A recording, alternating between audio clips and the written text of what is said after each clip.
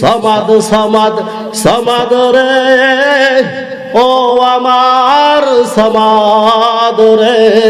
মুনাদি ফিস সামা, আসমানের মালিক ডাক দিয়া বলে, ও আমার বান্দা আমায় ডাকো কে?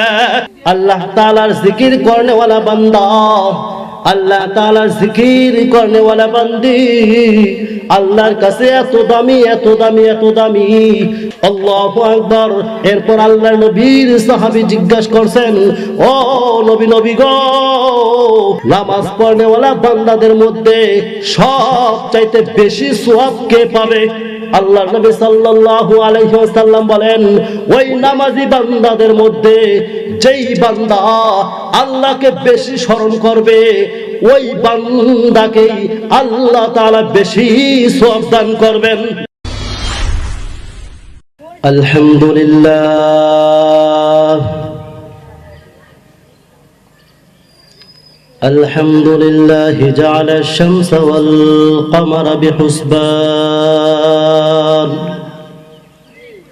ওয়ান নাজমা ওয়াশ-শাজারা ইয়াসজুদান ফাদ্দালা জামানান আলা জামান كما فضل مكانا على مكان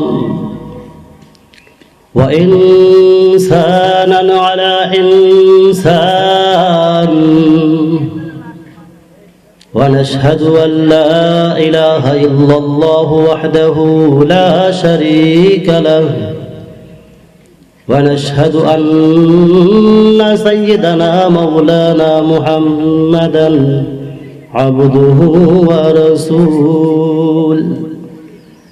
وقال تعالى في كلام المجيد والذاكرين الله كثيرا والذاكرات أعد الله لهم مغفرة وأجرا عظيما.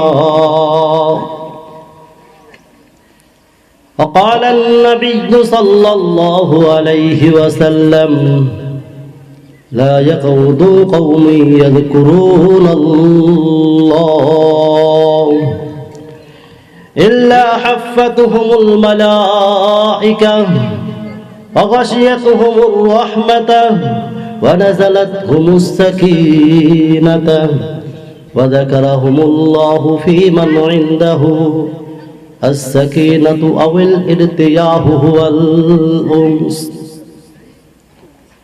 মহান মালিকের দরবারে লাখ কোটি শুকরিয়া যে আল্লাহ তাআলা আমাদেরকে এরকম একটা দিনী মজমায় আসার এবং বসার তৌফিক দান করেছেন। এজন্য সকলেই কালিমাতুশ শুকর আদায় করে আলহামদুলিল্লাহ।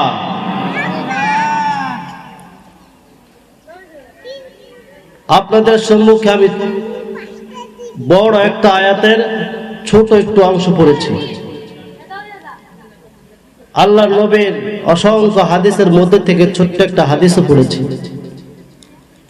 অল্প সময় দুই একটি কথা। আল্লাহ তাআলা তার কালামের মধ্যে বান্দাকে বলতেছে, বান্দারে والذاكرين الله كثيرا والذاكرات, অধিক জিকির করনেওয়ালা পুরুষ এবং অধিক জিকির করনেওয়ালা নারী আল্লাহ তাআলা বলেন আ'আদাল্লাহু লাহুম মাগফিরাতাও ওয়া আজরান আযীমা। আল্লাহ তাআলা ওই অধিক জিকির করনেওয়ালা পুরুষ এবং অধিক জিকির করনেওয়ালা নারীর জন্য আল্লাহ তাআলা রেখে দিয়েছেন মহা ক্ষমা এবং মহা পুরস্কার। এজন্য আল্লাহর জিকির আপনার আমার সার্বক্ষণিক করতে হবে। আল্লাহর জিকির দুই ভাবে করা যায়। একটা হইল আল্লাহ তাআলার নামের ইসমে জাতের জিকির, সুবহানাল্লাহ, আলহামদুলিল্লাহ, লা ইলাহা ইল্লাল্লাহ। এইটা হইল এক ধরনের জিকির। আরেকটা জিকির হলো আল্লাহ তাআলার কালামের তেলাওয়াত করা, এবং আল্লাহর কালাম অনুযায়ী নিজের জীবনকে পরিচালনা করা। আল্লাহ তাআলার কালাম অনুযায়ী যদি কোন মুসলমান ইমানদার গোলাম জীবনকে পরিচালনা করতে পারে, তাহলে আল্লাহ তাআলা ওই বান্দাকে জাকিরিনদের মধ্যেই গণ্য করেন। আল্লাহ তাআলা জাকিরিন হতে হলে নিজের জীবনকে ইসলাম অনুযায়ী চালাইতে হবে। Islam is the complete code of life. একটা পূর্ণাঙ্গ জীবন বিধান হইল ইসলাম, যেই ইসলামের মধ্যে আপনার জীবনের একবারে দোলনা থেকে নিয়ে কবর পর্যন্ত যা কিছু দরকার আল্লাহ এই কোরআনের মধ্যে আপনাকে সব কিছু বলে দিয়েছেন। কিভাবে আপনি ব্যবসা বাণিজ্য করবেন, কিভাবে বিবাহ শাদী করবেন, কিভাবে সমাজে চলাফেরা করবেন, কিভাবে এই আল্লাহর কোরআনের উপরে নিজের জীবনকে পরিচালনা করবেন, সব আল্লাহ তাআলা স্পষ্ট তার কোরআনের মধ্যে বলে দিয়েছেন। এই জন্য দোস্ত, আল্লাহর কোরআন অনুযায়ী আপনার আমার জীবনকে পরিচালনা করতে হবে। আল্লাহর কোরআন অনুযায়ী জীবনকে পরিচালনা করতে হলে সব সময় আল্লাহকে স্মরণ করতে হবে। আল্লাহকে স্মরণ করা এইটাই হলো জিকির।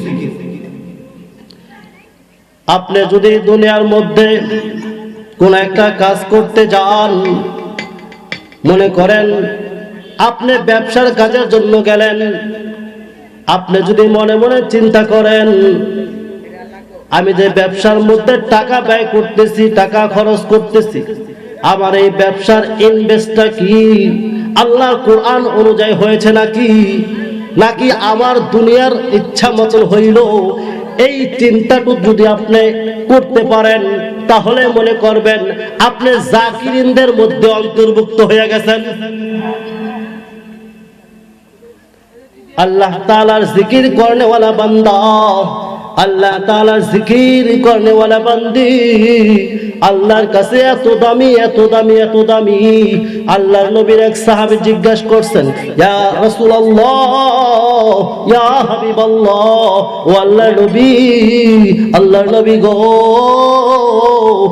আমার বড় জানতে ইচ্ছা করে, ও নবী গো, ওই যে যুদ্ধের ময়দানে যারা জিহাদ করতেছে, এর মধ্যে যারা শামিল হয়েছে, এর মধ্যে সবচাইতে বেশি সওয়াব আল্লাহ তাআলার কাছে কে বেশি পাবে? আল্লাহর নবী সাল্লাল্লাহু আলাইহি ওয়াসাল্লাম বলেন, ও আমার সাহাবী রে, ওই যে জিহাদ করতেছে তুমি দেখো, ওই জিহাদের মধ্যে ওই সৈনিকদের মধ্যে যারা জাকিরিন বান্দা, আল্লাহ তাআলা জিকির করনেওয়ালা বান্দা, তাদেরকে আল্লাহ তাআলা অধিক পরিমাণে সওয়াব দিবেন। এরপর আল্লাহর নবী সাহাবী আবার জিজ্ঞাসা করছে, ইয়া রাসূলুল্লাহ, ইয়া হাবিবাল্লাহ, ও আল্লাহর নবী গো, যদি কোন ব্যক্তি রমজান মাসে রোজা পালন করে, ওই রোজা পালন করনেওয়ালা ব্যক্তিদের মধ্যে সবচাইতে বেশি সওয়াব কে পাবে? আল্লাহু আকবার। আল্লাহর নবী সাল্লাল্লাহু আলাইহি ওয়াসাল্লাম বলেন, ও আমার সাহাবীরা, সবচাইতে বেশি সওয়াব পাবে ওই রমজানের রোজা পালন করনেওয়ালা বান্দাদের মধ্যে জাকিরিন বান্দা যে হবে, আল্লাহকে যে সব সময় স্মরণ রাখে, ওই বান্দারই বেশি সওয়াব হবে। আল্লাহু আকবার। এরপর আল্লাহর নবীর সাহাবী জিজ্ঞাসা করছেন, ও নবী গো, নামাজ পড়নেওয়ালা বান্দাদের মধ্যে সবচাইতে বেশি সওয়াব কে পাবে? আল্লাহর নবী সাল্লাল্লাহু আলাইহি ওয়াসাল্লাম বলেন, ওই নামাজি বান্দাদের মধ্যে যেই বান্দা আল্লাহকে বেশি স্মরণ করবে, ওই বান্দাকেই আল্লাহ তাআলা বেশি সওয়াব দান করবেন। এরপর আল্লাহর নবীর সাহাবী আবার জিজ্ঞাসা করছেন, ও নবী গো, যারা হজ করবে, এই হজ করনেওয়ালা বান্দাদের মধ্যে সবচাইতে বেশি সওয়াব কে পাবে? আল্লাহ নবী সাল্লাল্লাহু আলাইহি ওয়াসাল্লাম বলেন, ও আমার সাহাবীরা, ওই যে হজ করতে যায়, আল্লাহুম্মা লাব্বাইক আল্লাহুম্মা লাব্বাইক লা শারীকা লাক লাব্বাইক, ওই যে আল্লাহর কাছে হাজিরা দিতে যায়, ওর মধ্যে যারা আল্লাহ তাআলাকে সবচাইতে বেশি স্মরণ করবে, আল্লাহ তাআলার জিকির যারা বেশি করবে, তারাই সবচাইতে বেশি সওয়াব পাবে। আল্লাহু আকবার। এরপর আল্লাহর নবীর সাহাবী আবার নবীর কাছে জিজ্ঞাসা করছে, ও নবী গো, যারা যাকাত দিবেন, দান সদকা করবেন, ওই বান্দাগুলোর মধ্যে সবচাইতে বেশি সওয়াব কে পাবে? আল্লাহর নবী সাল্লাল্লাহু আলাইহি ওয়াসাল্লাম বলেন, ও আমার সাহাবীরা, যারা যাকাত দিবে এবং যাকাতের সম্পদগুলা হিসাব করবে এবং আল্লাহ তাআলাকে স্মরণ করবে, আল্লাহকে স্মরণ কইরা, আল্লাহর কোরআনের হুকুমকে স্মরণ কইরা যারা এরকম ভাবে যাকাত আদায় করবে, যারা এরকম ভাবে দান সদকা করবে, আল্লাহ তাআলাকে স্মরণ রাখা যারা ইবাদত করবে, আল্লাহ তাআলা তাকেই বেশি সওয়াব দান করবেন। এই জন্য জিকির এরকম একটা জিনিস যার মাধ্যমে বান্দা ওলি হয়ে যায়, যার মাধ্যমে বান্দা ওলি হয়ে যায়। একবার দুনিয়ার জমিনে যদি সুবহানাল্লাহ পড়েন, আল্লাহ তাআলা আপনার আমার জন্য জান্নাতের মধ্যে এরকম একটা গাছ তৈরি করে দিবেন, যেই গাছ একটা তেজস্ব ঘোড়া 1000 বছর পর্যন্ত দৌড়াইয়া ওই গাছের পরিধিকে শেষ করতে পারবে না। আল্লাহ তাআলার জিকিরের এত দাম। আল্লাহ তাআলা জিকির করনেওয়ালা বান্দা এরকম বান্দা, যেই বান্দা আল্লাহ তাআলা তার মুহাব্বতের বান্দা বানায় নেন। এরকম ভাবে আল্লাহকে যদি একবার অন্তর স্থল থেকে আল্লাহকে যদি আল্লাহ বইলা ডাক দেওয়া যায়, মসজিদের কাজ দেওয়া যাইতেছে, এর মধ্যে মসজিদের মধ্যে বক্তব্যে হুজুর পড়াইতেছে, আহাদুন সামাদুন কারিমুন কুতুবুন, এই শব্দগুলা মসজিদের হুজুর বাচ্চাদেরকে পড়াইতেছে। হিন্দু ব্রাহ্মণ ওই মসজিদের কাজ দিয়া যাওয়ার সময় তার কানের মধ্যে বাড়ি খাইছে সমাদ। এই সমাজ শব্দটা কানের মধ্যে বাড়ি খাইয়া তার মন্দিরে চলে গেছে।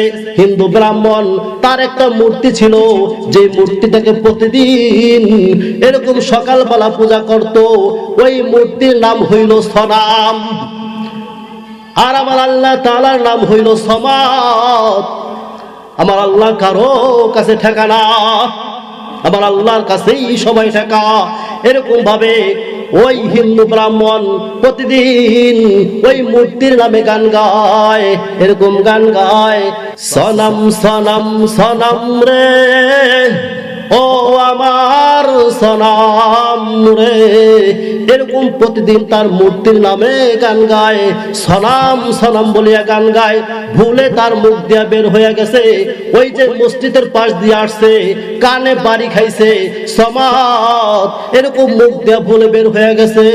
সমাদ সমাদ সমাদ রে, ও আমার সমাদ রে, মুনাদি ফিস সামা, আসমানের মালিক ডাক দিয়া বলে, ও আমার বান্দা আমায় ডাকো কে? আল্লাহ তাআলাকে যদি অন্তরের স্থল থেকে ডাকা যায়, আল্লাহ তাআলা তার ওই বান্দার ডাকে সাড়া দেয়। হিন্দু ব্রাহ্মণ এরকম প্রতিদিন মূর্তির নামে সনাম সনাম বলিয়া ডাকছে, কোনদিন মূর্তি সাড়া দেয় নাই। একবার শুধু ভুলে অন্তরের স্থল থেকে আল্লাহ তাআলার নামটা ধইরা ডাক দিছে, সমাদ বইলা ডাক দিছে। আল্লাহ সহ্য করতে পারে নাই, সঙ্গে সঙ্গেই ওই বান্দাকে আপন বানায় নিছে। এখন ওই হিন্দু ব্রাহ্মণ পাগল হয়ে গেছে, হায় হায়, এতদিন পর্যন্ত আমি সনাম সনাম করলাম, এই সনাম আমার ডাকে কোনোদিন সাড়া দিল না। আজকে ভুলে আমার মুখ দিয়ে বের হইয়া গেল সমাদ। এই সমাদ আবার কি? আমার এই সমাদ বলার সঙ্গে সঙ্গেই মুনাদি ফিস সামা, আসমান থেকে কে যেন আমাকে ডাকলো, কে যেন আমার ডাকে সাড়া দিল। পাগলের মতন হইয়া ওই মসজিদের ইমাম সাহেবের কাছে দৌড় দিছে।